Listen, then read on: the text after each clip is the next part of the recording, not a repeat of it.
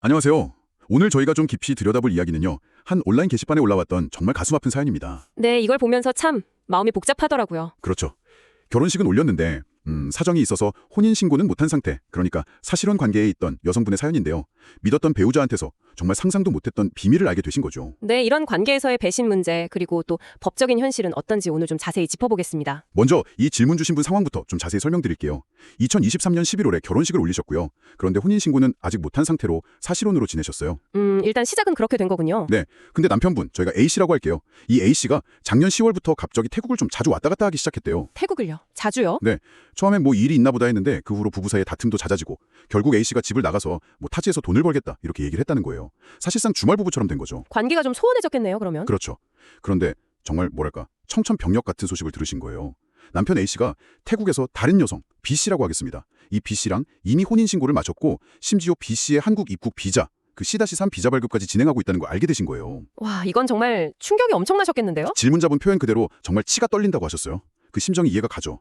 특히 이분은 초혼이시고 A씨는 과거에 이혼 경험이 2번 있는 그러니까 3혼이었는데도 그걸 다 감수하고 사랑으로 선택한 관계였잖아요. 아, 그런데 돌아온 게 이런 결과라니 상처가 정말 크셨겠어요. 네. 그래서 이분의 질문이 이거였습니다. 이게 혼인빙자 간음에 해당되나요? 저는 이제 어떻게 해야 할까요? 정말 절박한 질문이죠. 네, 정말 막막하셨을 것 같아요. 어디서부터 어떻게 해야 할지. 이 질문에 답변을 주신 분이 바로 송명호 변호사님이십니다. 아시는 분들은 아시겠지만 이 송명호 변호사님은 온라인 법률 상담, 특히 네이버 지시가인 같은 데서 정말 명쾌하고 또 사려 깊은 답변으로 유명하신 분이에요. 아, 네, 저도 들어본 것 같습니다. 답변이 굉장히 친절하시다고. 맞아요. 의뢰인을 위해서 이렇게 기도하는 변호사로도 알려져 있고요. 최근에는 유튜브로도 활동하시면서 좋은 법률 정보를 많이 나눠주고 계세요. 그래서 송명호 변호사님 덕분에 도움받았다는 감사 메일도 정말 많이 받으신다고 하더라고요. 훌륭하신 분이네요. 그럼 그 송명호 변호사님의 답변을 좀 자세히 볼까요? 네, 먼저 질문자가 제일 궁금해했던 거요. 혼인빙자 간음죄, 이게 성립하는지. 네, 그 부분부터 짚어봐야겠죠.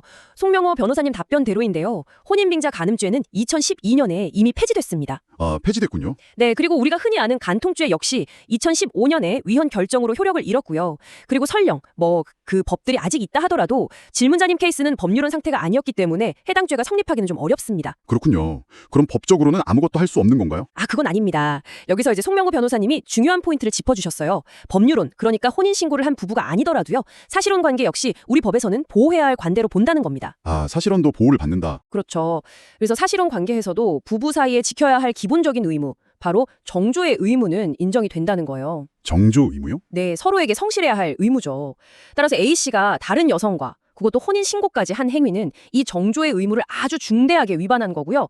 이 때문에 사실혼 관계가 깨졌다면 그 책임은 전적으로 A씨에게 있다고 보는 게 타당하다. 이게 송명호 변호사님의 분석 핵심입니다. 아하, 그러니까 형사처벌 대상인 죄는 아니더라도 관계를 파탄시킨 책임은 분명히 물을 수 있다는 거군요.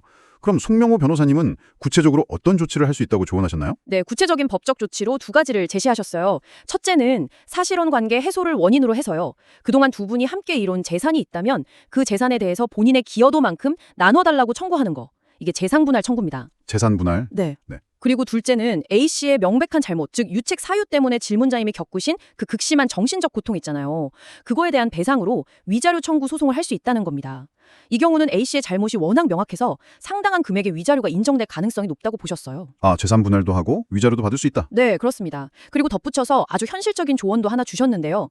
만약에요, A씨와 그 태국 여성 B씨의 혼인이 진짜 감정 교류가 있어서 한 게 아니라 오직 한국 기자를 받기 위한 위장 결혼이라는 의심이 강하게 든다면요. 네네, 그럴 가능성도 있겠죠. 그렇죠. 그렇다면 이 사실을 출입국관리사무소에 신고해서 비자 발급을 막을 수도 있다는 거예요.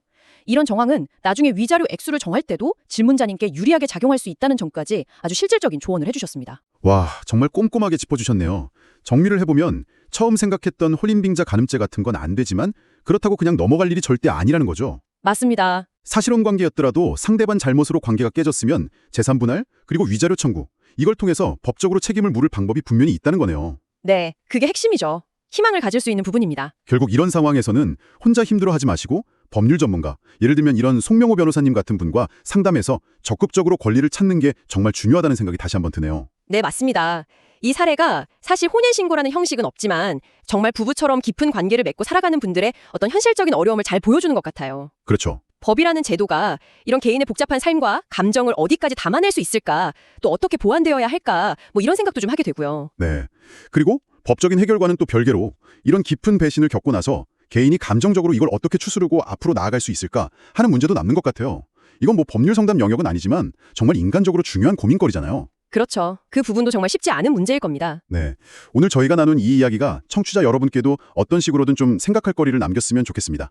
오늘 준비한 내용은 여기까지입니다. 네, 들어주셔서 감사합니다.